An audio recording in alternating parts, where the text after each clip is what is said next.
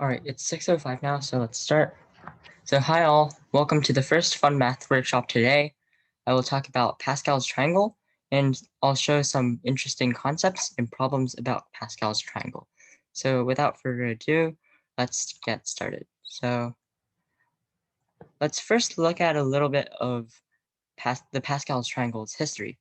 So Pascal's triangle is named after French mathematician Blaise Pascal, who lived during the 17th century. However, this arrangement of numbers is actually much older.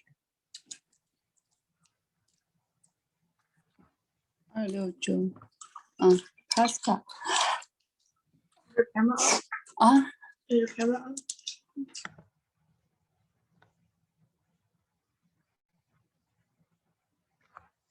All right, so Persian astronomer Omar Khayyam and Chinese mathematician Jia Xian both discovered this pattern of numbers in the 11th century.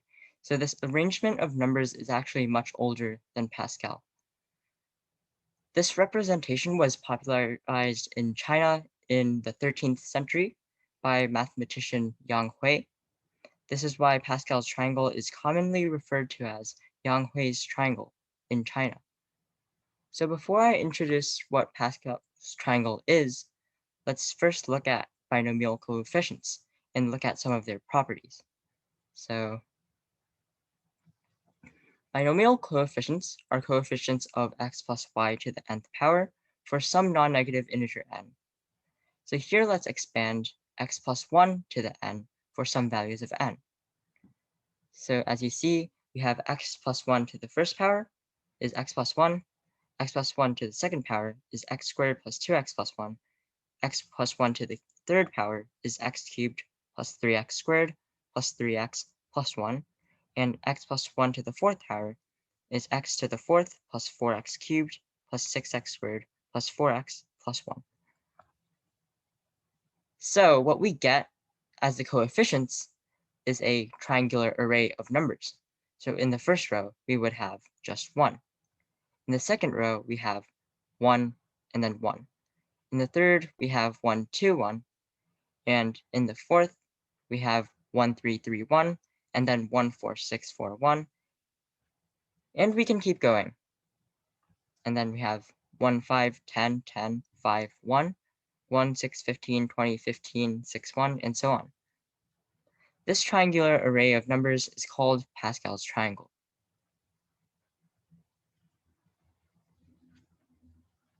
So yes, good job. That's right. So next, let's talk a little bit about binomial coefficients.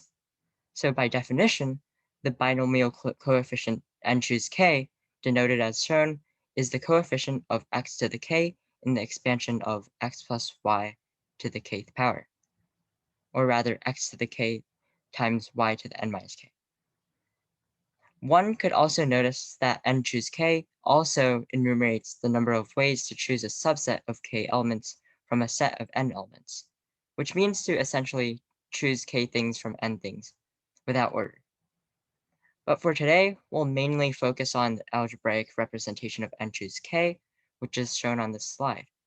It is n choose k is equal to n factorial over k factorial times n minus k factorial. So yes, some of the people in the chat have mentioned, yes, that is correct. So for those who haven't seen factorials, for any positive integer n factorial is the product of 1, 2, 3, and all the way up to n. That is 1 times 2 times 3 times ... up to n. And another thing to keep in mind is that n choose k is equal to n choose n minus k. This will be useful later. So now let's take a look at Pascal's formula, which says that the sum of n choose k and n choose k plus 1 is n plus 1 choose k plus 1. In a sense, this gives us a recursive way to generate all of the numbers in a row of the Pascal's triangle, given the previous row. And so I'll give you guys about 3 minutes. You guys can try to prove this, and afterwards I'll show my proof.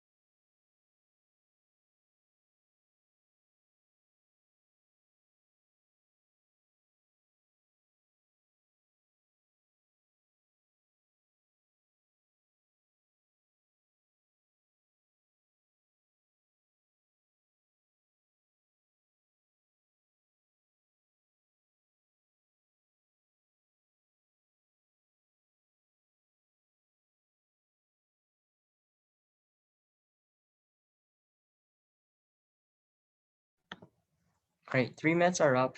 If any of you want more time, please let me know in the chat. All right, if nobody wants more time, then I can start to go over the solution.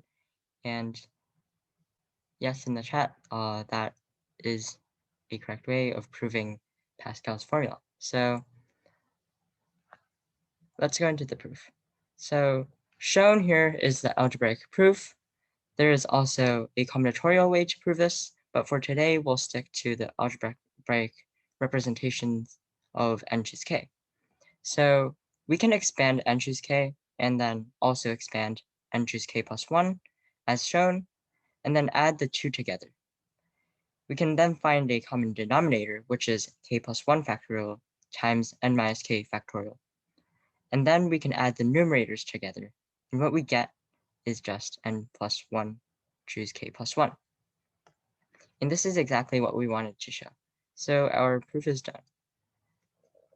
I'll give you guys a minute to look through this proof, and please tell me if you have any questions.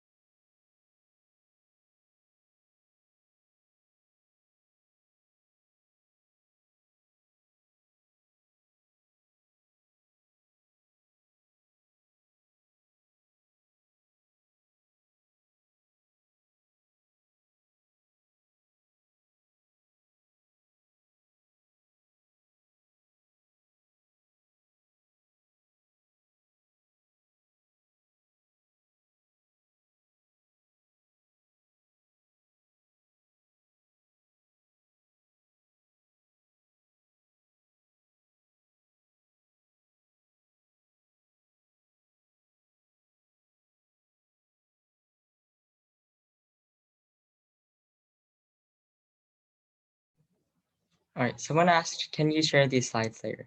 Yes, I can try to post these slides on the Logistem website, and you can, if I can, then hopefully I can, then you guys can see it there. So yeah.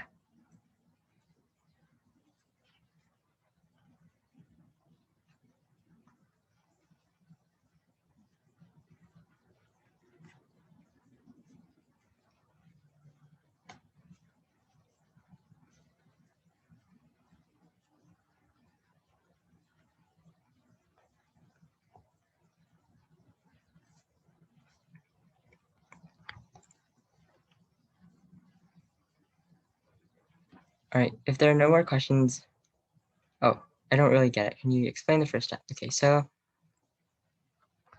so basically what we did here was we expanded n choose k and n choose k plus 1. And so by the algebraic representation of n choose k, we know that n choose k is equal to n factorial over n factorial over k factorial times n minus k factorial. I'll write this on the slide. So the algebraic representation of n choose k is equal to n factorial over k factorial times n minus k factorial.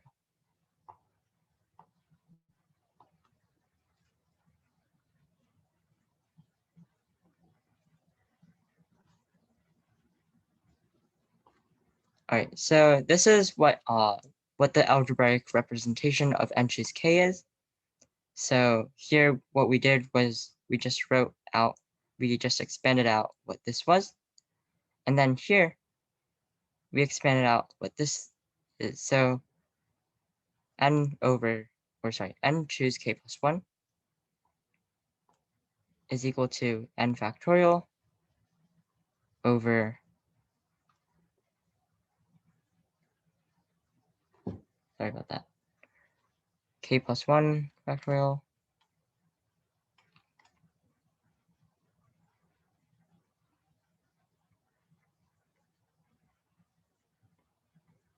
times n minus k minus 1 factorial. And how we got this was just we replace k in the algebraic representation with k plus 1.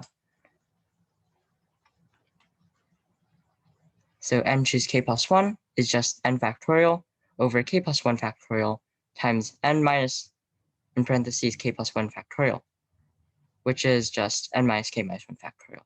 So what we basically did in the first step was expand everything.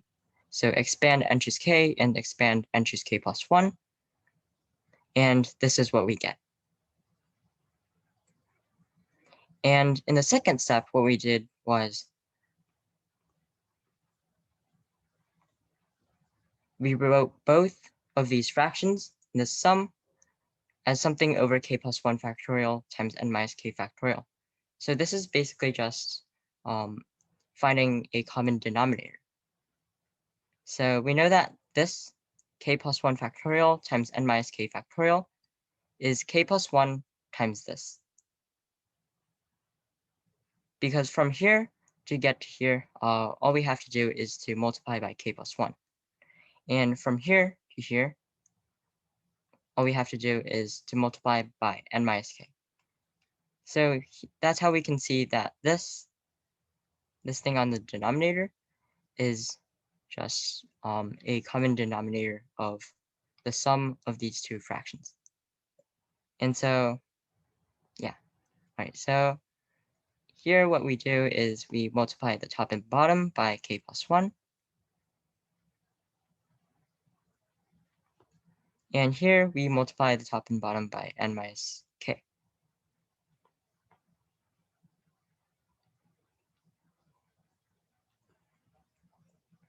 And what we get in the first fraction is just n factorial times k plus 1 over k plus 1 factorial times n minus k factorial.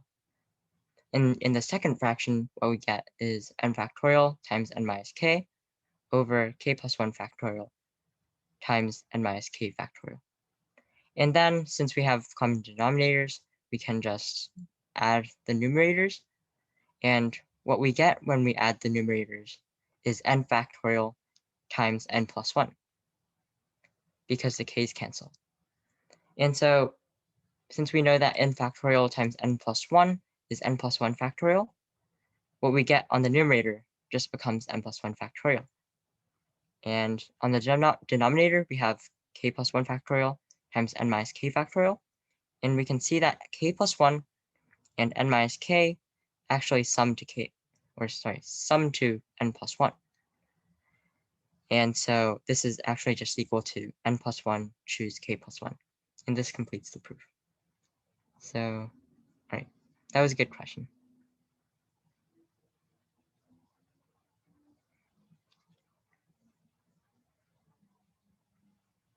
All right, awesome. So if there are no more questions, we can move on to the next slide.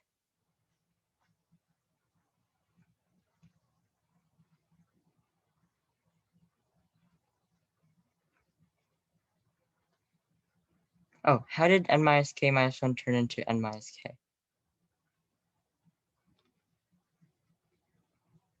Oh, okay, so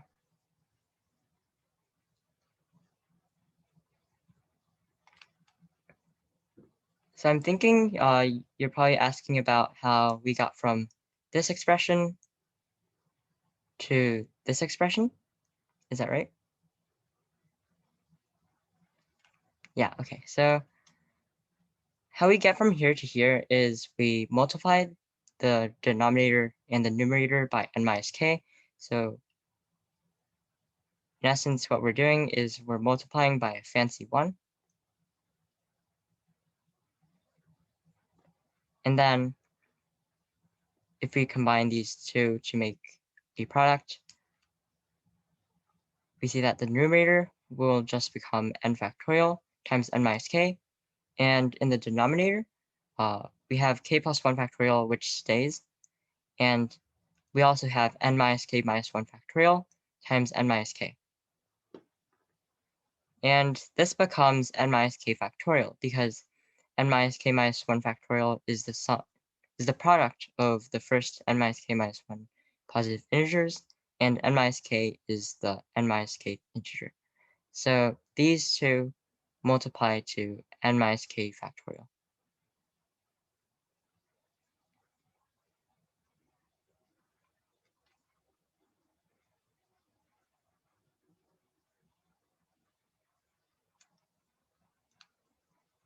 All right, so if any of you have any more questions, please feel free to ask. And then if not, we can move on to the next slide.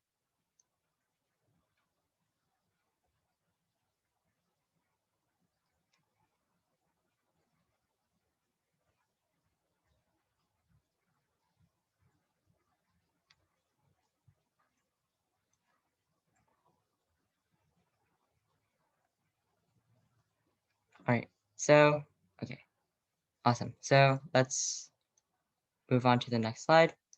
So now what we're going to discuss is another perspective of Pascal's triangle. So let's look at an interesting construction. Let's start with a row of numbers as shown. So we have a bunch of zeros, a 1, and then a bunch of zeros. And we can assume that this row extends out infinitely. And then we can add adjacent numbers in the row and get a new row of numbers. We place each sum in between the original numbers, but in the second row. So here's what we get.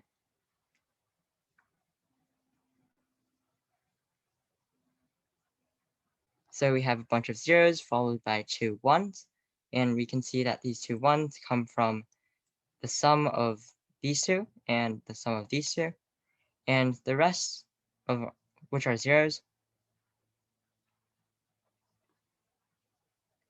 come from the sum of these zeros.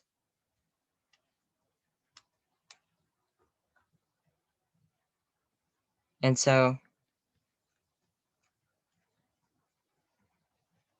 sorry, let me just disable annotations. Please don't annotate.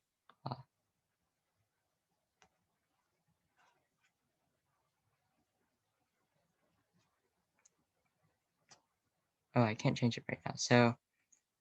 So please don't annotate, I guess. And we can continue.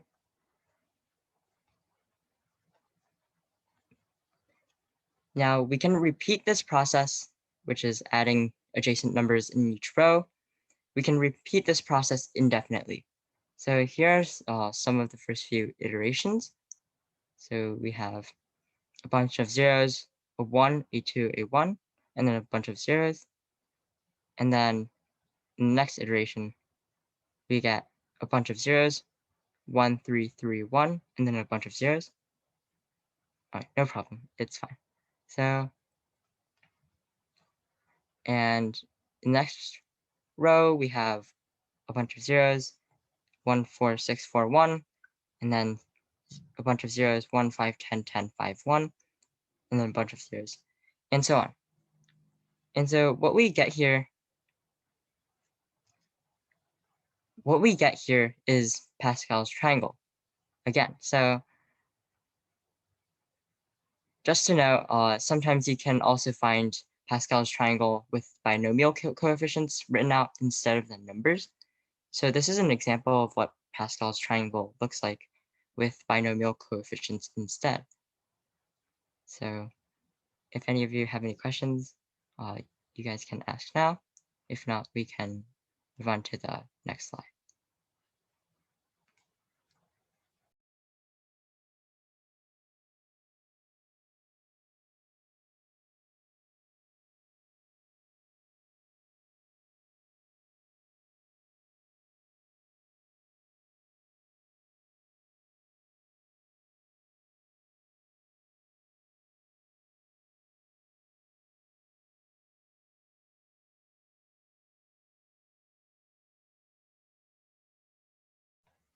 Someone asked, what is the purpose of this interesting expansion? Well, so we have basically two different definitions of Pascal's triangle. One of them is just listing out all of the numbers and just saying what each number is. And so that's kind of like an algebraic representation of the Pascal's triangle. In this expansion, however, it's more, the definition is more recursive. So this would be more of a recursive definition of Pascal's triangle. And so this basically outlines a construction of how, given just one number or one row of numbers, we can construct the entirety of Pascal's triangle. So this is something interesting that you can note about Pascal's triangle and any construction of this form in general. So yeah.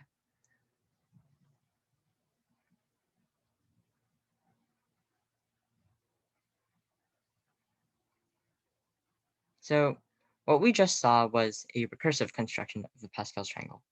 And so what this means is that it's kind of stems from what we proved before. So in fact, the analog of Pascal's theorem, which is what we showed before, n plus 1 choose k plus 1 is equal to n choose k plus n choose k plus 1. That is actually, that in here is just the fact that two numbers sum to the number below them. And so that is basically the analog of Pascal's theorem on Pascal's triangle. Yeah, someone noticed something interesting. So if you notice here, if you look at the diagonals, here we have just ones.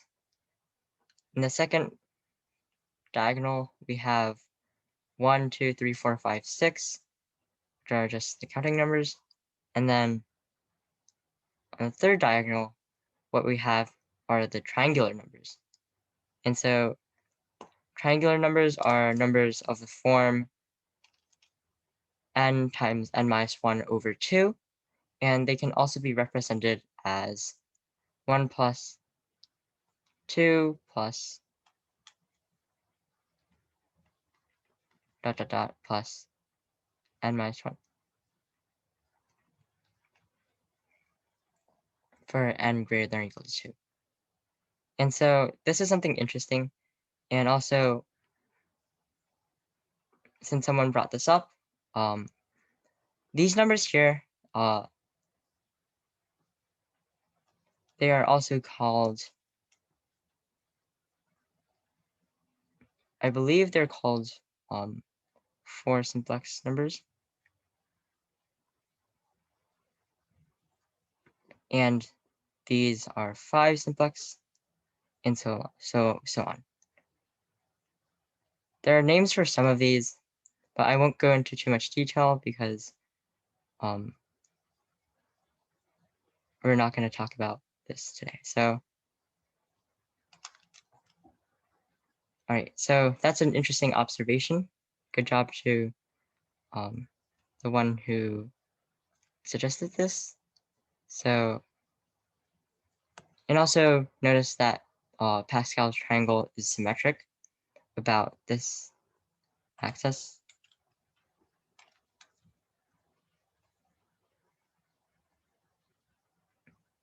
And this is just because n choose k is equal to n choose n minus k. And so that is also something interesting that you can notice.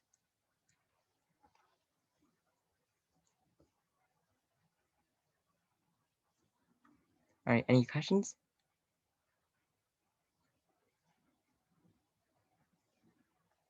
All right, if not, we can move on. So there are actually a lot more interesting properties of Pascal's triangle. Here are some. So in the first image, the top left image, we have that the sum of rows in Pascal's triangle gives powers of 2. Oh, wow. Okay, so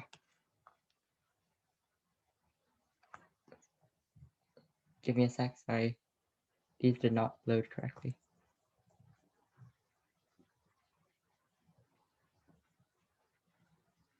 Or actually, let me just draw these pictures out. So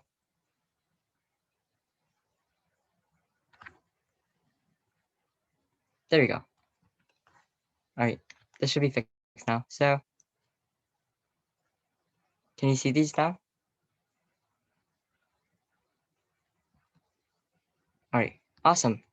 So we see 4 properties. And so the first one is that the sum of each row of Pascal's triangle, the sum of the numbers in each row of Pascal's triangle are powers of 2. Yes. So the first row, or rather the 0th row, has row sum 1. The second row, the first row, which contains 2 ones, has row sum 2. The second row has row sum 4, and so on. And so this is very interesting. This is a very interesting property, and we'll actually see a proof of this later. So yeah, this is our first interesting property. Our second interesting property is that taking the remainders of numbers in Pascal's triangle when divided by 3 gives a structure that is similar to that of the Sierpinski triangle. And that is this top right image over here. And if you kind of draw out where the ones are, you get a structure that's very similar to that of the Sierpinski's triangle.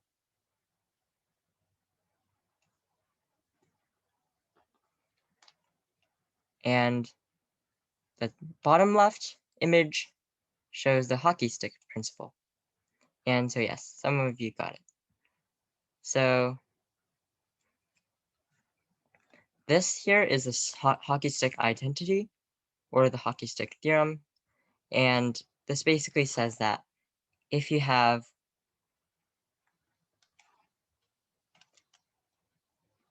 a hockey stick-like figure like this, or let me just use the ones that are already on the image. So the sum of 1, 3, 6, 10, 15, and 21 is 56. So we basically have, here's this hockey stick.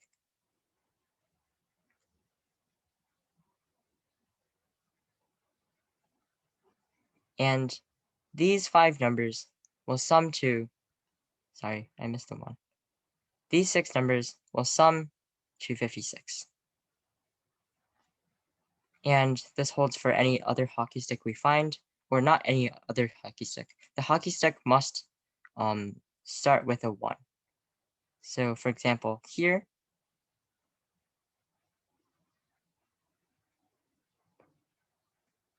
we have 1 plus 4 plus 10 plus 20 is equal to 35.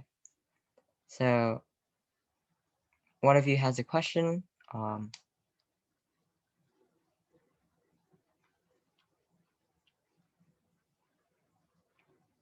Sorry, what is the question? Yeah, it must start with a 1. So for example, if you start here, if you start on a 3, then we can note that 3 plus 6 plus 10 plus 15 is not 35. And actually, this is definitely not true because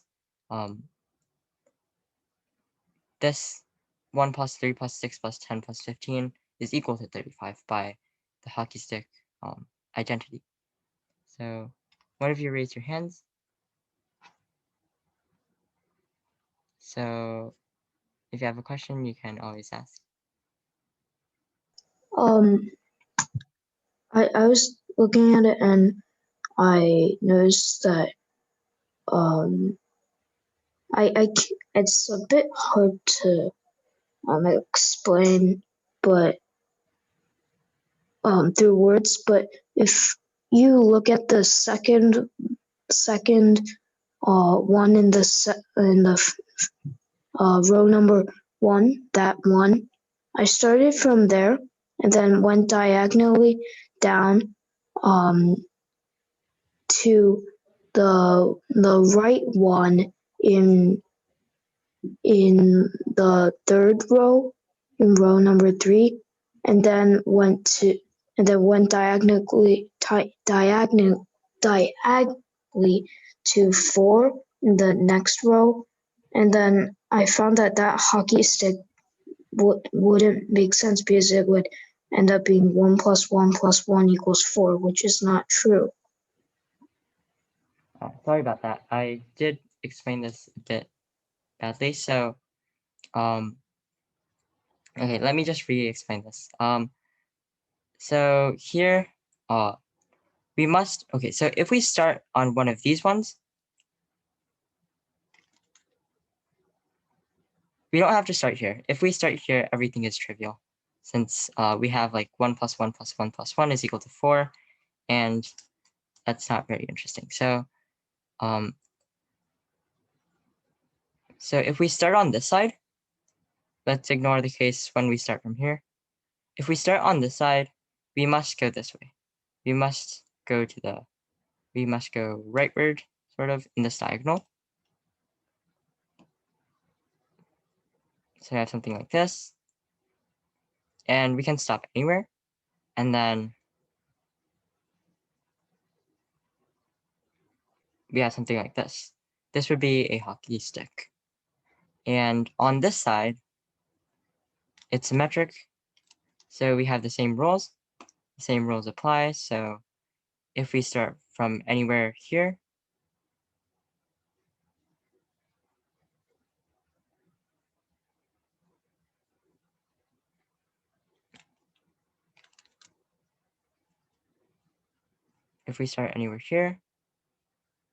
we have to, so if we start anywhere on this side, we have to go this way, along this diagonal, and we could have a hockey stick, something like this. Right, so in essence, what we're not allowed to do is to start from here and then go this way. Because then what we get is a wrong identity, which someone pointed out. So if we start on this side, we must go this way. If we start on this side, we must go this way. And so yeah, thank you for pointing that out.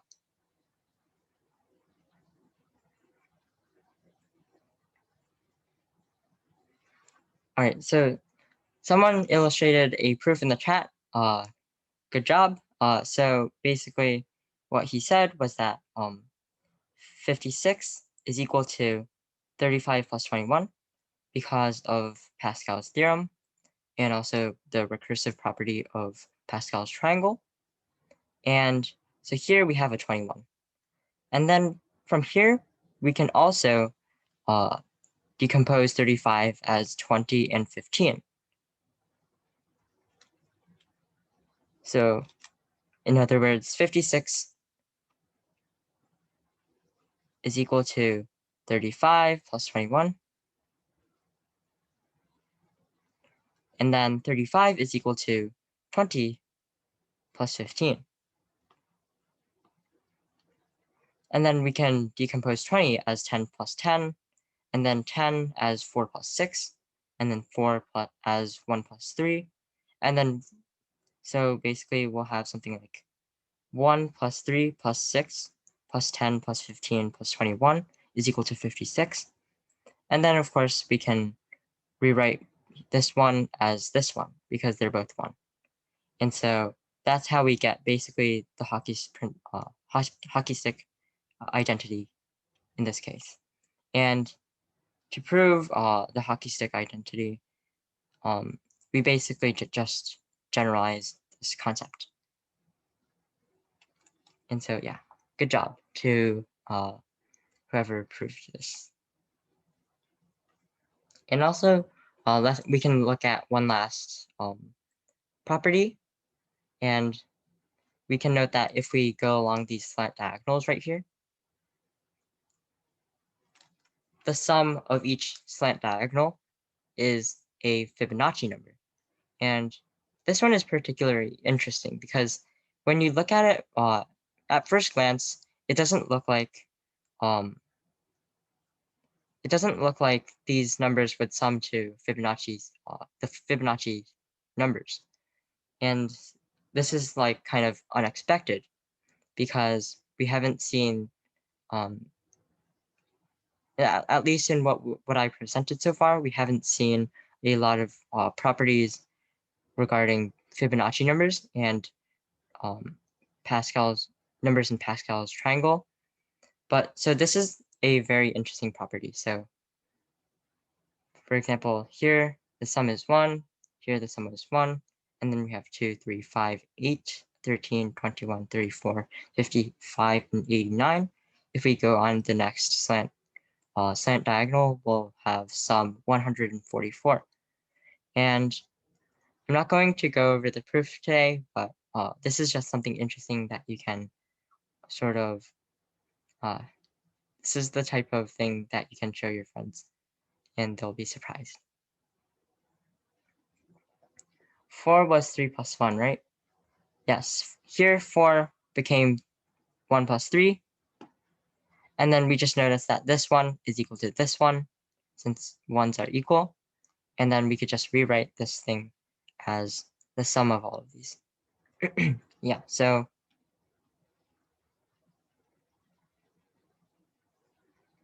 hockey stick identity uses diagonals. And this Fibonacci thing uses kind of like slant diagonals, in that we're not really using just straight diagonals, but like we sort of subtract 1 from n, no, sorry, add 1 to n from here, and then subtract 1 from k to get to the next number in this slant diagonal. Since Pascal's triangle is symmetric, this also applies for slant diagonals in this direction.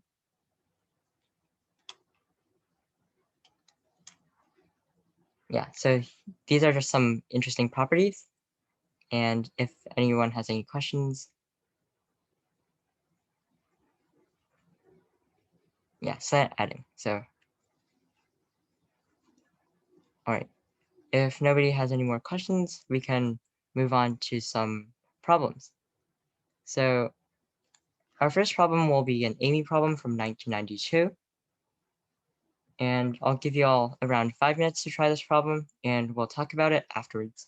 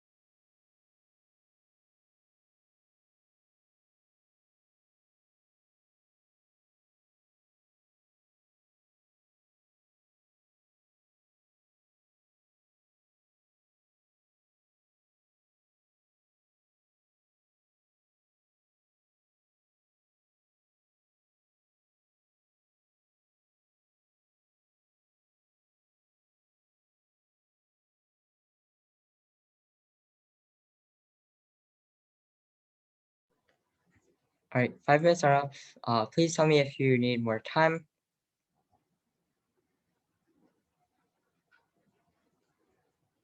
All right, more time.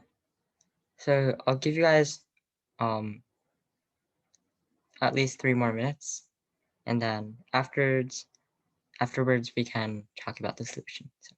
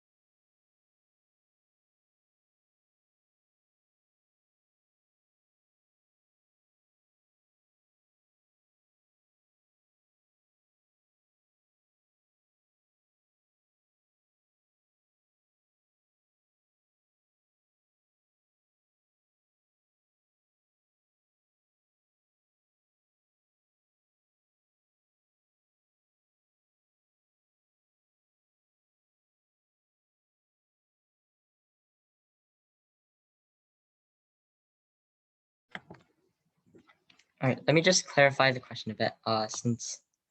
So in which row, what this is supposed to mean is for which n. So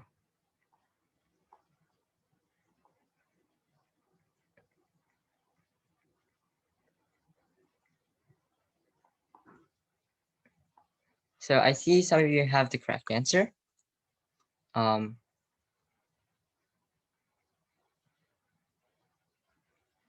I'll give you guys around 2 more minutes, and then I'll start to talk about the solution.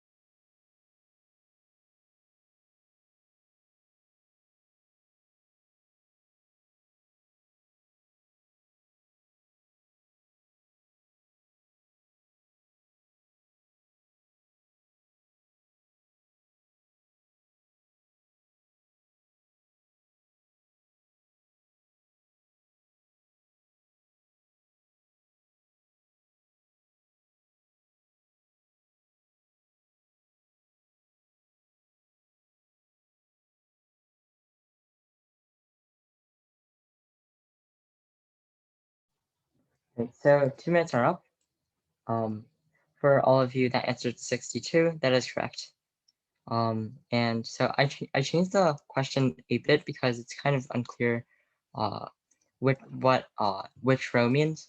So typically in Pascal's triangle, row 0 consists of just 1 and has sum 2 to the 0, and row 1 would consist of 2 ones and would have sum 2 to the 1. And so this is kind of just consistent with the sums of each row is a power of 2. And so this is usually what's used.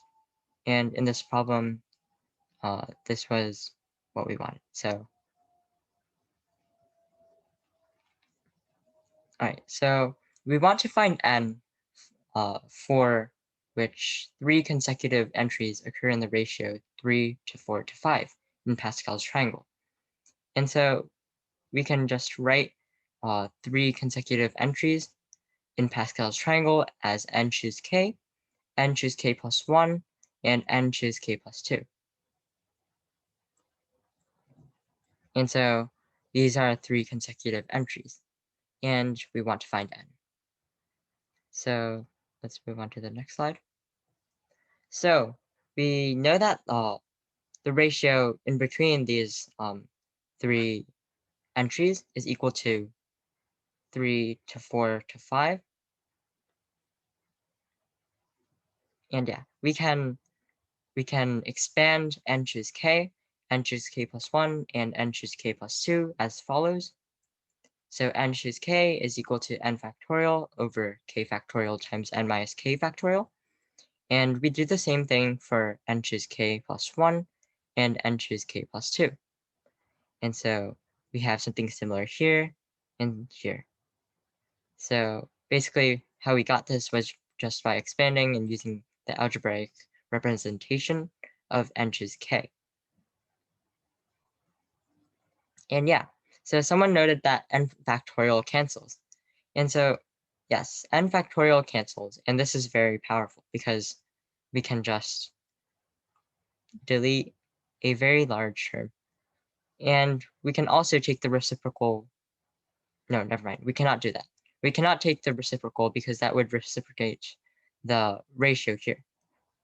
So let's do something different. So next, we have this. And what we're doing here is basically we're writing this expression and this expression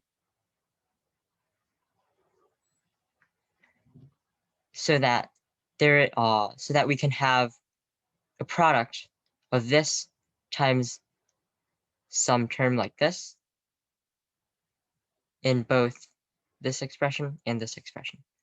So let me just explain how we got here. So what we did here was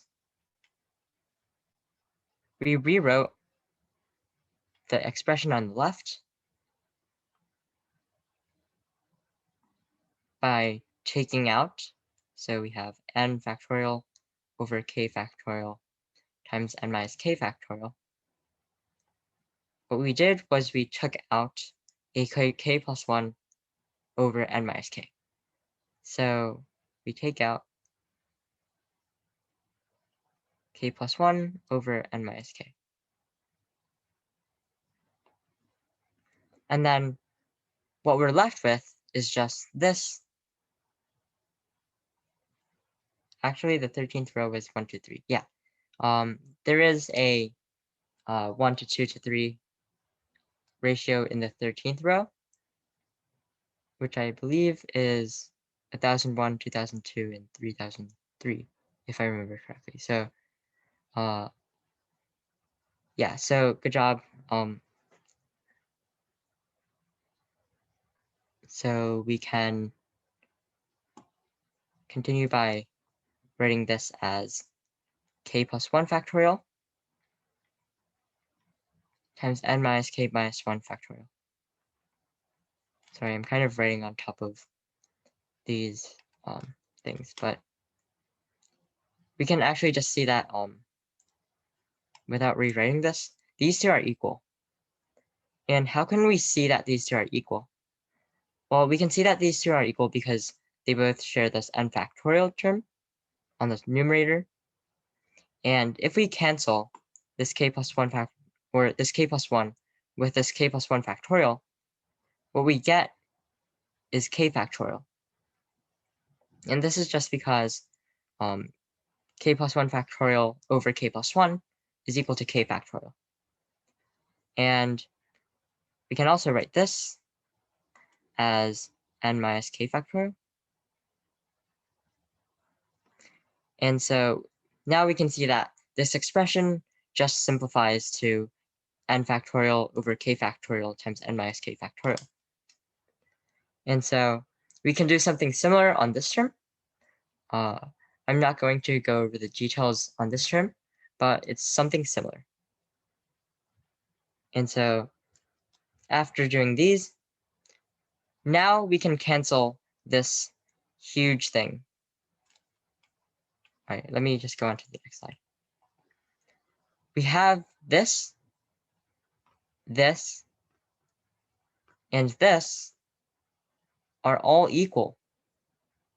And this is very powerful because we can just delete all of these. Since dividing by a number won't, dividing by a non-zero number won't affect the ratio. So now if we just divide out by this, we have that this ratio, 3 to 4 to 5. So from the start, this is equal to 3 to 4 to 5. So this ratio, k plus 1 over n minus k to 1 to n minus k minus 1 over k plus 2, which is also written down here, is just equal to 3 to 4 to 5. And now this is a lot simpler. This is something that we can actually solve. So let's go on to the next slide. We can rewrite 3 to 4 to 5 as 3 over 4 to 4 over 4 to 5 over 4. And we know we can notice that 4 to 4 is equal to 1. So this, let me just rewrite this. This is equal to 3 over 4 to 1 to 5 over 4. And since we know that these ratios are equal, then these things in the ratios, they're proportional.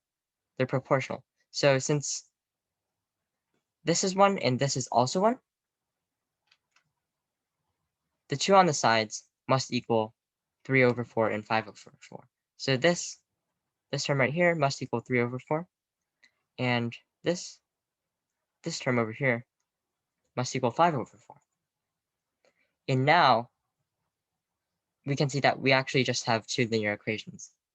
We have a system of linear equations. So if we take the cross products of both of these equations, we get this.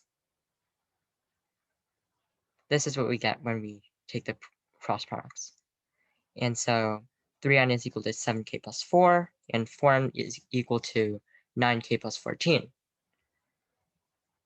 And then we can solve this to get k equals 26 and n equals 62. I'll spare the calculations for now. And this gives us the answer of n equals 62. And so this is an example of how we can apply these Pascal's triangle entries in a problem. All right, any questions?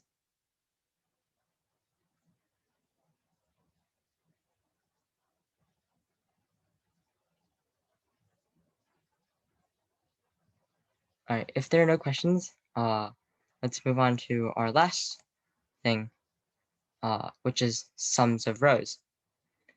We saw this earlier. We saw that this thing over here is equal to 2 to the n. And, oh, sorry about that. So, okay, yeah. For the sake of time, let's just go over the proof of this. So the proof of this is just, we notice that this is true. This is just the binomial theorem, and it's also just the definition of binomial coefficients.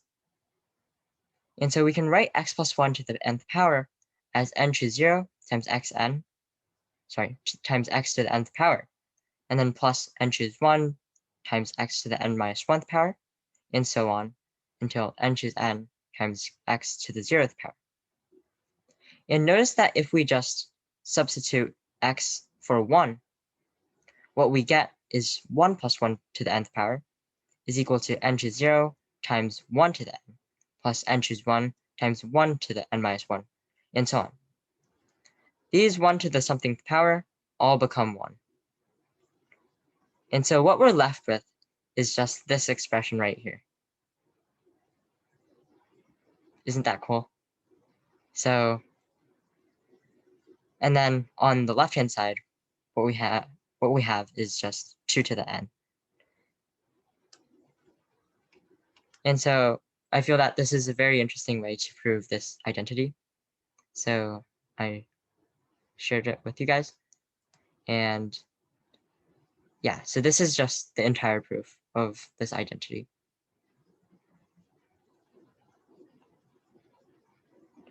So